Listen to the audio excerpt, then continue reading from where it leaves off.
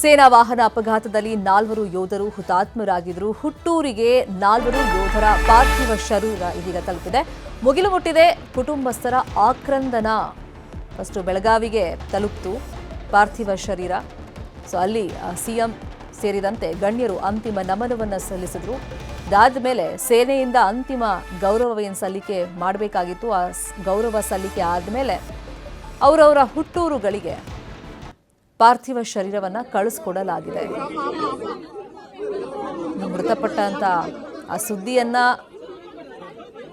ಕೆಲವು ಕುಟುಂಬಸ್ಥರಿಗೆ ಇನ್ನೂ ತಿಳಿಸಿರಲಿಲ್ಲ. ಆದರೆ ಪಾರ್ಥಿವ ಶರೀರ ಬರ್ತಾ ಇದ್ದಂಗೆ ಕುಟುಂಬಸ್ಥರ ಆಕ್ರಂದನ ಮುಗಿಲು ಮುಟ್ಟಿದೆ.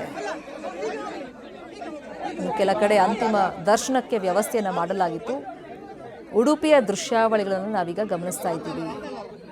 ಮೆರವಣಿಗೆ ಮುಖಾಂತರ ಈ ಹುತಾತ್ಮ ಯೋಧನ ಪಾರ್ಥಿವ ಶರೀರವನ್ನು ತರಲಾಯಿತು. ದಾರಿಯುದ್ದಕ್ಕೂ ಜನ ಅಮರ್ ರಹೆ ಅನ್ನೋ ಘೋಷಣೆಗಳನ್ನು ಕೂಗ್ತಾ ಇದ್ರು. ಈಗ ಕುಟುಂಬಸ್ಥರು ತಮ್ಮ ಸಂಪ್ರದಾಯದಂತೆ ಅಲ್ಲಿ ಕೆಲವೊಂದು ಬಾಗಲಕೋಟೆಯಲ್ಲೂ ಅಷ್ಟೇ ಯೋಧನ ಕುಟುಂಬಸ್ಥರು ಆ ಊರೇ ಕಂಬನಿಯನ್ನು ಮಿಡಿತಿರುವಂಥ ದೃಶ್ಯವನ್ನು ಗಮನಿಸ್ತಾ ಇದ್ದೀವಿ. ಎಸ್ಪೆಷಲಿ ಆ ಮೃತ ಯೋಧನ ಪತ್ನಿ ಮತ್ತು ತಾಯಿ ಅಲ್ಲಿ ಕಣ್ಣೀರನ್ನು ಹಾಕಿದ್ದಾರೆ.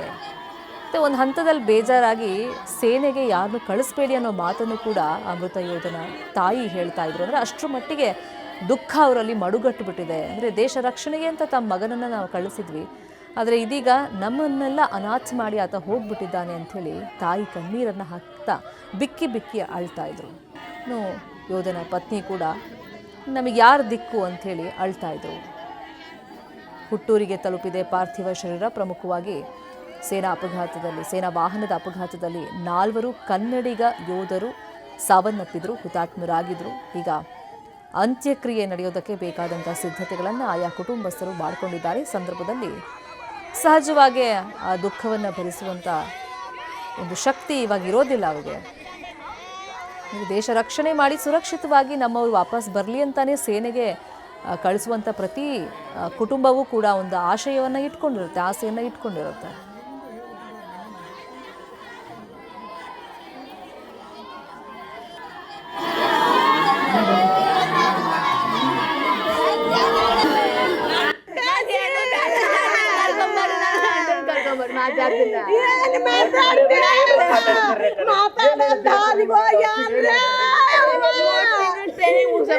ಆರಾಮ್ ಮನೆಗೆ ಹೋಗುತ್ತೆ ಕಳಿಸ್ರಿ.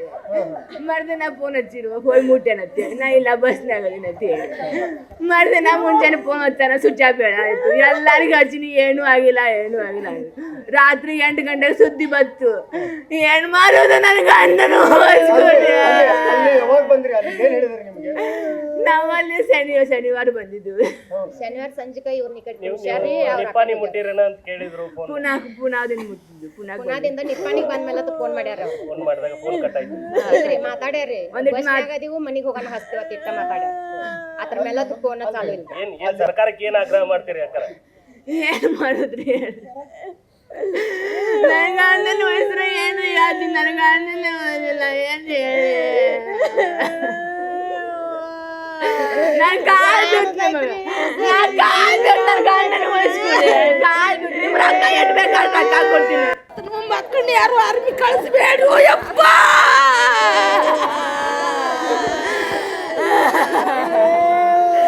ನಮ್ಮ ಮಕ್ಕಳ ಏನಾದ್ರು ಕೈಯಾಗ ಕೊಡ್ಬೇಡ್ರು.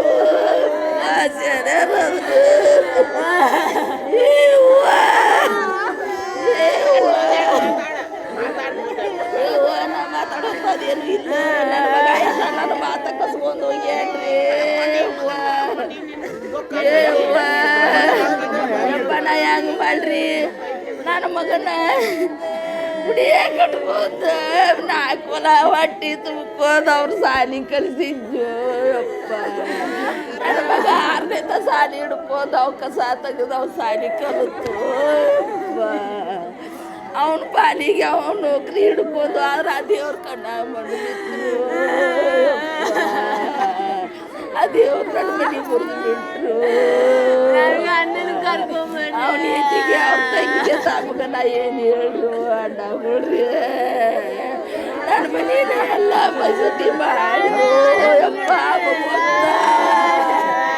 ನನ್ನ ಮಗ ಸಾಂದು ಯಪ್ಪ ಅದ್ರ ಬಾಯಾಗ ಮಾಡ್ಕೊತ ನಾ ಹೆಂಗೆ ಮಾಡ್ರು ಅಣ್ಣ ನೋಡ್ರಿ.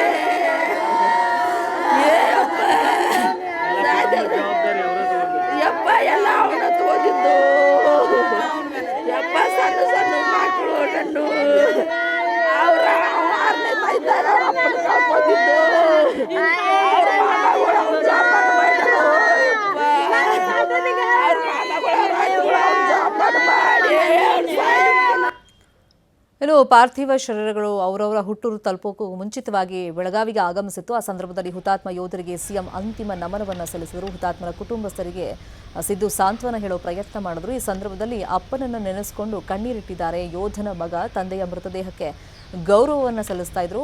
ಮಕ್ಕಳು ಪುತ್ರ ಮತ್ತು ಪುತ್ರಿ ವೈಷ್ಣವಿ ಮತ್ತು ಪುತ್ರ ಗಣೇಶ್, ಯೋಧ ದಯಾನಂದ್ ಅವರ ಪುತ್ರ ಈ ಸಂದರ್ಭದಲ್ಲಿ ಕಣ್ಣೀರನ್ನು ಹಾಕಿದ್ದಾರೆ.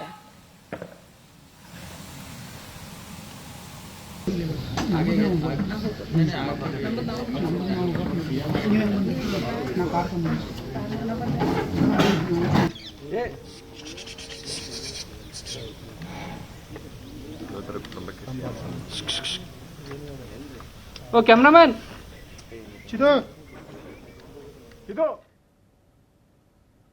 ಇನ್ನು ಕುಪ್ಪಾನವಾಡಿ ಗ್ರಾಮದ ಹುತಾತ್ಮ ಯೋಧ ಧರ್ಮರಾಜ್ ಖೋತ ಪಾರ್ಥಿವ ಶರೀರ ಸ್ವಗ್ರಾಮಕ್ಕೆ ಬಂದಿದೆ. ಚಿಕ್ಕೋಡಿ ಪ್ರವಾಸಿ ಮಂದಿರದಲ್ಲಿ ಒಂದಿಷ್ಟು ಹೊತ್ತು ಅಂತಿಮ ದರ್ಶನಕ್ಕೆ ಅವಕಾಶವನ್ನು ನೀಡಲಾಗಿತ್ತು. ಆಮೇಲೆ ಹುಟ್ಟೂರು ಕುಪ್ಪನವಾಡಿ ಗ್ರಾಮಕ್ಕೆ ಪಾರ್ಥಿವ ಶರೀರ ಬಂದಿದೆ.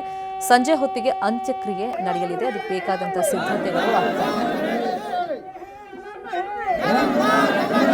ಅಲ್ಲೂ ಅಷ್ಟೇ ಕುಟುಂಬಸ್ಥರ ಆಕ್ರಂದನವನ್ನು ಗಮನಿಸ್ತಾ ಇದ್ದೀರಿ. ಅಮರ್ ರಹೇ ಧರ್ಮರಾಜ್ ಅಂತೆಲ್ಲ ಘೋಷಣೆಗಳನ್ನು ಕೂಗಲಾಗ್ತಿದೆ. ಆದರೆ ಕುಟುಂಬಸ್ಥರಿಗೆ ಆ ದುಃಖವನ್ನು ತಡ್ಕೊಳ್ಳೋ ಶಕ್ತಿ ಇಲ್ಲ. ಸೇನೆಯಿಂದ ಸೇವೆಯನ್ನ ಮಾಡಿ ಸುರಕ್ಷಿತವಾಗಿ ವಾಪಸ್ ಬರಲಿ ಅಂತಾನೆ ಒಂದು ಆಸೆಯೊಂದಿಗೆ ಪ್ರತಿ ಬಾರಿ ಅವರು ಊರಿಂದ ಕಳಿಸ್ಕೊಡ್ತಾರೆ ಊರಿಗೆ ಬಂದಾಗ ಯೋಧರನ್ನ. ಆದರೆ ಈ ರೀತಿ ಪಾರ್ಥಿವ ಶರೀರವಾಗಿ ಬಂದಾಗ ನಿಜಕ್ಕೂ ಆ ದುಃಖವನ್ನು ತಡ್ಕೊಳ್ಳೋದಕ್ಕಾಗಲ್ಲ ಕುಟುಂಬಸ್ಥರಿಗೆ.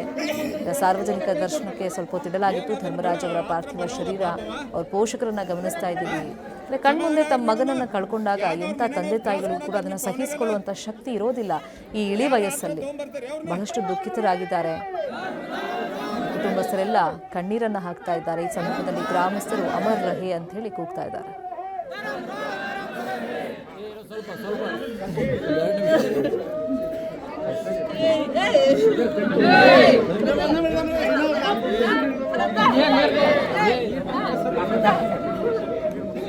ಸರಿ ಅವ್ರು ತಗೊಂಡು ಕೈ ಕೊಡು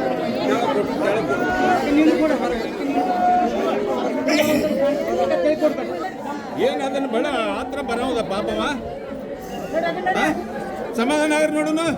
ಯಾಕೆ ಅವ್ರ ಮನೆಯವ್ರು ತ್ರಾಸ ಕೊಡತ್ತಾರೆ ನೀವು ಪವನರೆಲ್ಲ? ಯಾರು ಆತ್ರ ತೊಗೊಂಬರ್ತಾರೆ ಅವ್ರನ್ನ?